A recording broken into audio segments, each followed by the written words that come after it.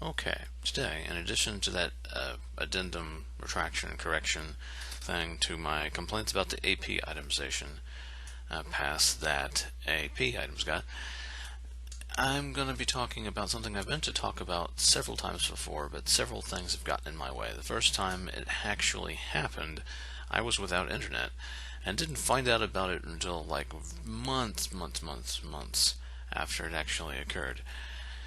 I didn't even know it had happened. I was playing the game for several months not knowing that it happened. And to this day, this thing that the Riot did hasn't affected the game in any meaningful way. Now, what am I talking about? I'm talking about League of Legends lore. I mean, it has a reputation for League of Legends lore being as laughable as the acronym for the game. But now recently with like the Bilgewater like Burning Tides event, and back when they did a similar thing for the Freljord, they've especially with the Burning Tides event, they've made steps in order to like have stronger lore. They've hired a new head of lore that is a Warhammer fantasy novelist of reasonable repute to guide their lore section, and the lore is has improved now that it's like it's cooked for a little while since they made that hire. Before they made that hire was most of the lore that has come out since then, like the Shurima stuff and things like that. It's only recently that that hire has started to take an effect, and the lore department has started to actually get stuff they've apparently been working on for a while out. Yeah. One, let's like kind of take a little steam out of their sails. One, I don't buy that they've been working on this for the entire duration since the last lore event. I don't believe for 1 minute that the amount of lore they've released since the change has taken this amount of time to do, to cook, and to get to this point. I don't believe anything about it being a matter of it being hard to do. And there's obviously been some crap going on in the lore department, like not getting their shit together. If they've hired a new guy and now it's on track, clearly it wasn't working correctly. Now, what is the big change should have mentioned slightly earlier, and didn't like fully explain? You've probably figured it out if you're a dedicated League player that has like followed lore and like kept up with the site and posts and look on the internet for these things. However, like the large majority of you probably, like me, didn't even notice it had happened because you may have missed the one post that has indicated it happened. The entire one article that addresses it and references it at all, you may have missed that one post in which the League of Legends itself, the Institute of War, Summoners, the whole lore of which the Demacia Noxus conflict was escalating to the point in which it could have destroyed the world, so the Institute of War, with their powerful mages called Summoners, forced them essentially to compete instead in matches that are the matches that are played in the game, and consent for neutral summoners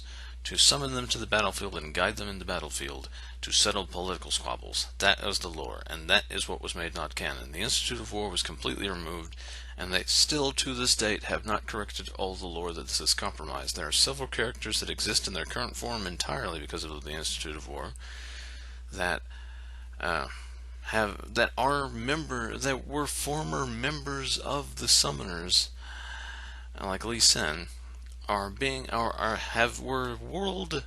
global threats being imprisoned by the Institute of War that have been loose for over a year now, and why they're not haven't destroyed the world yet or gone on mass murdering sprees has not been explained. And now here they are with the Burning Tides event, and in lore Gangplank, spoilers, in lore Gangplank is assumed dead, but very clearly isn't because his body hasn't been found. And as a result of him being assumed dead in the lore, is currently, as of the making of this video, disabled for play. Okay, when they made Summoners non-canon, the then head of the lore department said that they were making it where the matches happening in League of Legends, basically the game, had nothing to do with the lore itself. It had no effect on the lore. It was just the game. The game has nothing to do with the lore. Now let's ignore the fact that their answer to player complaints that they weren't getting as much lore for their game they're playing as they want is to write lore that isn't connected to the game they're playing. Let's ignore the fact that they are essentially writing official fan fiction by writing fiction now that is not attached to the lore of the game. Let's ignore that and proceed back to this point of Gangplank's now disabled and you can't play him except in tournaments. You divorced matches from the canon, from the lore. Why is the lore affecting queues? Now, I'm like, that's a nice touch. Gangplank can't be played because he's dead in the lore. It's a nice touch on the surface. But why are you divorcing the game from the lore and then still having the lore affect the game that is non-canon? Matches that have nothing to do with the lore and, by your own words, are not connected to the lore in any fashion. And why is he still disabled 3 days later? What the fuck, man?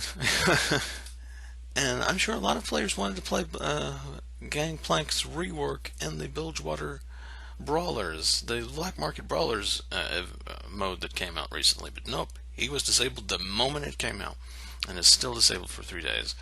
Hopefully he'll be back before the mode is over, or that will just be a dick move.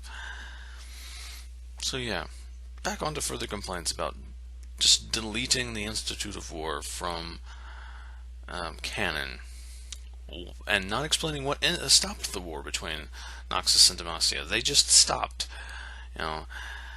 because they did it because they felt forced to connect champions to the League of Legends in some way, to like involve the Institute of War in everything, because they were such an omnipresent force. They couldn't have a civil war in the Freljord, even though they could have just said that the Institute of War doesn't have any allowances for civil wars. It's only for wars between superpowers. Like if the Freljord attacked Demacia, then that would have been bullshit. But if like there's a civil war in the Freljord, it's small scale and contained, and they aren't getting involved. They don't have any policies for that. And even though that they marked the event going on in the lore with matches in League of Legends, so it's involved in the lore. The game is still involved in the lore because of the event that's going on. So you've already you're having the same thing that would have occurred if the Institute of War was around is happening, even though it's not around in the lore. What's going on? Oh, and not to mention the fact that they already produced a lore event that discredited the Institute of War and caused people to stop listening to them already. So you've already introduced an event that pushes them to the side and can compromise their position and ability to affect people doing things. You've already introduced an event that could excuse them not being able to get involved because in the Freljord Civil War and the much smaller scale of war that's going on in Bilgewater right now. you already extracted them from current events by compromising their position. Certain people in the ruling division of the Institute of War was involved in a conspiracy to grab power for the summoners. So nobody takes them seriously or listens to their authority anymore because they're corrupt. Maybe they're busy trying to root out this corruption because it's a small faction within the Institute of War. Maybe they are truly corrupt and can become a villain, or just nobody listens to them, or there's a event in which there's something where they're trying to stop the Institute of War. So many angles in which you could use this thing you've already established to take the Institute of War out of the focus in the lore and like have people not hinged to it, and you don't use it. You just delete them completely, even though you already have an out. You just cut all plot threads that were. You just basically destroy every piece of lore that has come before it. Cut thousands of plot threads that were never like pursued or developed on or utilized, all for an event, for a Freljord event that could have happened anyway. And not a single champion has been released that doesn't already come with a reason to be participating in the League of Legends. The lore they've put out since deleting the Institute of War already comes with built-in excuses to have them participate without any additional effort. Azir, he's after Xerath, who's working with the Institute of War. He's trying to stop Xerath's mentioned plan for cooperating with the Institute of War. He's planning something. Azir was betrayed by Xerath, so he's trying to stop Xerath. And maybe use the power of the Institute of War to rebuild Shurima. Kalista, she has a hit list of people. She hunts down betrayers. So she has a hit list. They published a hit list of champions she's after. Boom. They published a reason for her to be in the Institute of War. Bard, who has the vaguest lores, basically he's here because he's stopping people from misusing magical artifact. Let's see. The possibly corrupt Institute of War has access to nexuses, which in the lore were some of the most powerful magical artifacts in the entire world. I wonder why Bard might be involved in the League of Legends. Freaking Echo that came out has previous overlap with other champions. She knows Vi, and it's hinted that it might actually know Jinx to some extent, and he hates the evil Noxus champions because there's what's wrong with Noxus, and he's got an invention that's really impressive and is like a show-off, and he might be trying to change things or deal with things. There's plenty of connections he's already got them. He's trying to undo some things, or he's trying to fix Noxus by taking out the evil dudes. He's trying to show off his invention or get resources necessary to fix Noxus. They already come with the lore. In his reveal video, some Noxus stooge was attacking him. He was attacked by somebody from Noxus that may be connected to a champion in the League of Legends. They are putting forth the reasons for them to be in the Institute of War they claimed was problematic to devise. Anyway, why are they doing that? Why did they even separate them from the League of Legends when they have it right there and they're doing it anyway? And who says that they have to connect champions explicitly to the League of Legends? Vi came out before they deleted the Institute of War. She has no reason to participate except for working with Caitlyn. Same thing with Jinx. She has no reason to participate except to fuck with Vi. Many, many champions have no lore that is attached to the Institute of War. So essentially they're doing what they said they didn't want to have to do anyway, even though it's not required. And they have not done it in the past. And they have already, before they deleted them, already had an excuse for them to not be able to get involved in big, huge power struggles that happened. And also, if they wanted the world-ending threats to be scary again, they could have just had them escape because of the corrupt faction releasing them, or some other lore event that busts them loose that could be used to make another game mode. None of the events that has been released since this change has been affected by the lore change at all. Freljord could have still happened because of their rocky power position, and the fact that the matches are occurring in each of these lore events anyway. And the Shurima event had nothing to do with the League of Legends, anything the Institute of War would associate with themselves with anyway. The Bilgewater event is another Civil War case, and it's even lower than a civil war because it's just basically two street gangs fighting. There's no reason the Institute of War would be involved in that. And there's matches involved in all three of these instances anyway. Oh, and Tahm Kench. Why would Tahm Kench be involved? Buffet of people with weaknesses. They give him all of these things, these taunts directed towards champions, like trying to tempt them with their, weak points, their like secret desires and such. Why wouldn't this demon that infests a person, and basically, it's very strongly implied that Tahm Kench possessed the gambler in his reveal video and replaced him. Tahm Kench is actually the name of the gambler. It's not the character Tahm Kench's name. So,